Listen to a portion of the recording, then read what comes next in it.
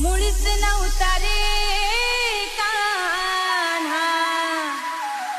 कान्हा कान्हा कान्हा माझ्या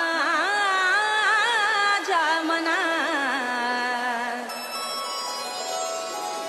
तुझ्यासाठी तुझ्यासाठी तुझ्यासाठी